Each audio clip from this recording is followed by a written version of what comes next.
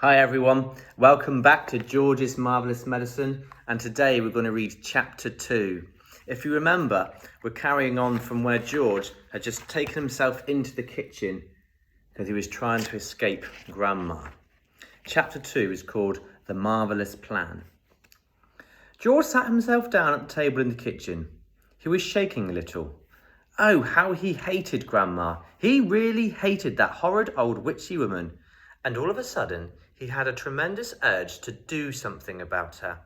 Something whopping, something absolutely terrific, a real shocker. A sort of explosion.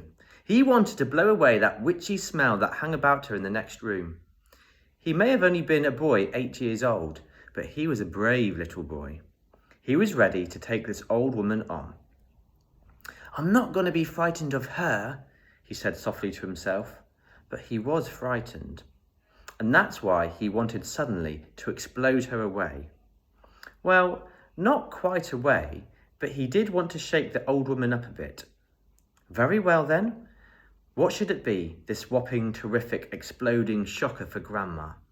He would have liked to put a firework banger under her chair, but he didn't have one. He would like to have put a long green snake down the back of her tress, but he didn't have a long green snake. He would have liked to put 6 big black rats in the room with her and lock the door, but he didn't have 6 big black rats. As George sat there pondering this interesting problem, his eye fell upon the bottle of Grandma's brown medicine standing on the sideboard. Rotten stuff it seemed to be.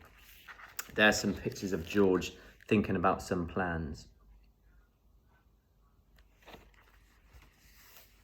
4 times a day, a large spoonful of the medicine was shoveled into her mouth, and it didn't do her the slightest bit of good.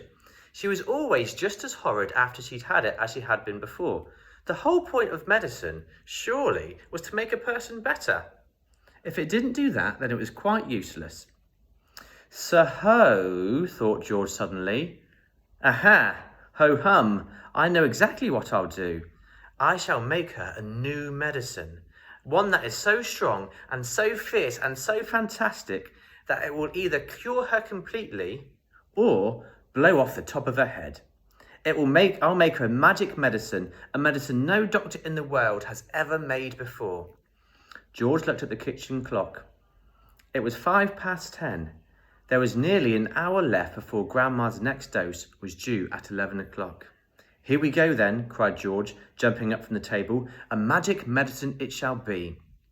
And he sang a little song to go with it.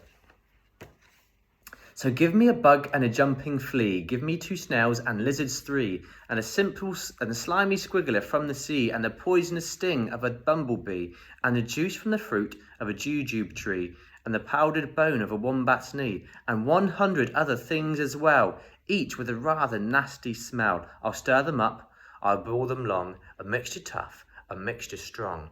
And then, hey-ho, and down it goes. A nice big spoonful, hold your nose. Just gulp it down and have no fear. How do you like it, Granny dear? Will she pop? Will she explode? Will she go flying down the road? Will she go poof in a puff of smoke? Start fizzing like a can of Coke? Who knows? Not I. Let's wait and see. I'm glad it's neither you or me. Oh, Grandma, if only you knew what I have got in store for you. And that's the end of chapter 2.